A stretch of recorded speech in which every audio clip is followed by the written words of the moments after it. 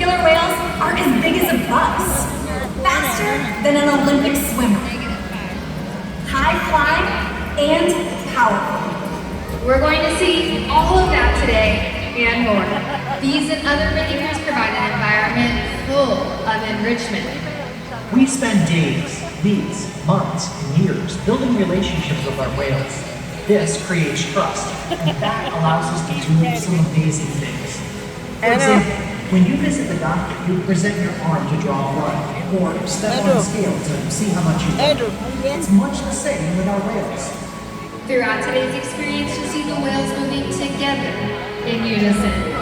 These synchronized behaviors strengthen social bonds and allow them to problem solve as a group. This is just another reason why they are known as the ocean's top predator. Their scientific name is Orcinus orca, and their common name is killer whale. And these 5 whales have their own unique and personal names. The females, Takara, Sakari, and Kamea. And joining us right up front are the 2 males, Tuar and Kayuke. Takara is the oldest member of our pod at 32 years old. And her daughter Kamea is our youngest member at just 10 years old. Takara is also the matriarch of our whale pod, which means that she's the leader. These whales trust us, and they take an active role in their own health and well-being. Through the use of positive reinforcement training techniques, we're able to teach them husbandry or healthcare behaviors. Trainers Ceci and Jacob are joining us now to demonstrate some of those behaviors for all of you. Now, one of the very first behaviors we teach our whales is called a fluke present, in which the whales will present their tail flukes to their trainers, just as both Tuar and Kayuke are demonstrating for us. Now, not only in this position can we get a really good look at their entire bodies, but we also have access to the easy to see shallow veins on the white underside of their tail flukes. Our veterinarians can then collect blood samples from those veins at least once a month, and these whales are conditioned to remain calm throughout the entire procedure. Throughout today's presentation, you'll see the trainers giving the whales back massages, pectoral flipper massages, or even tail rubs. Killer whales have very sensitive skin, and this is a great way for us to build our relationships with them. Now, collecting blood is just one way that we can ensure our animals are healthy. Another important diagnostic tool we can use is how much each animal weighs. We weigh our whales once a week by asking them to fly out of the water onto a killer whale size scale. Kayuke is demonstrating this behavior for us, and as you guys get a good look at him, you'll notice that there is still a large portion of his body in the water, from his dorsal fin on his back all the way down to his tail flukes. That is called the peduncle, and it's made up of several large, powerful muscles that can easily weigh over several hundred pounds. So in order to record an accurate weight, we'll ask him to lift his head and tail up and out of the water. And that is how we know, as of this past Tuesday, Kayuke here is weighing in at 9,770 pounds. It's important to weigh all of our whales to make sure our younger whales like Sakari and Kamea are growing appropriately, and our older whales like Kayuke are maintaining that healthy weight. These husbandry behaviors help us to ensure these animals are healthy and thriving. And the care isn't just physical. Mental stimulation and play are vital, and we surprise and engage with our whales at every opportunity. Play is how killer whales teach their young to hunt, and for the adults, play is important too. It seems that they just enjoy having fun. Making time for play is an important part of life for killer whales, and for us. Observational learning and mimicry plays a critical role in a killer whale's life. From the moment they are born, they can learn necessary life skills by watching and playing Follow the Leader with their mothers and other members of the pod. Here at SeaWorld, these whales can play Follow the Leader with us by mimicking our movements. So our new friend is going to help us put that to the test. So go ahead and give 2 hours away and let's see what happens. and would you look at that? He is paying close attention to you.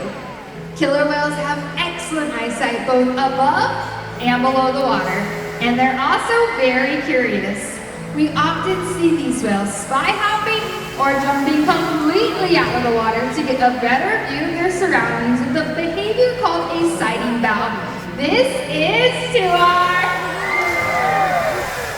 Awesome! Now let's talk about how killer whales communicate. They can communicate in a variety of ways, and the use of vocalizations is just one of them. So Jerry has joined us down at the glass to help us. So go ahead and give Cayuga that first hand signal.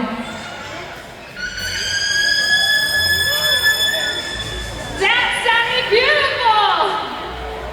Scientists believe that when a killer whale leaps out of the water and comes crashing back down, that it may be a way of making their presence known. You see, sound waves travel 4.5 times faster through water than it does through air. So when a killer whale leaps out and comes crashing back down, that can be heard for miles. Oh my goodness, Jerry, you are so cute. We had no idea that was gonna happen. But Ceci seems to have a towel for you to dry off, so thank you for being such a great sport. Ladies and gentlemen, please give it up for our audience volunteers. Well, as you guys can see, killer whales can communicate.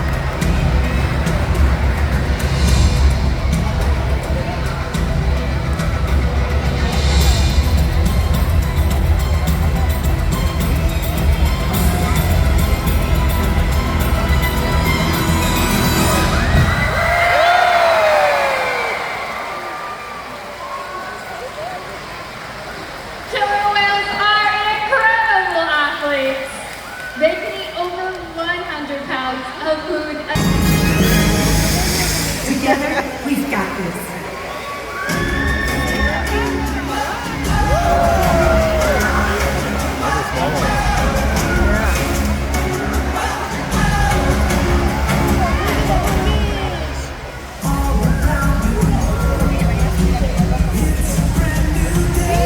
Isabel.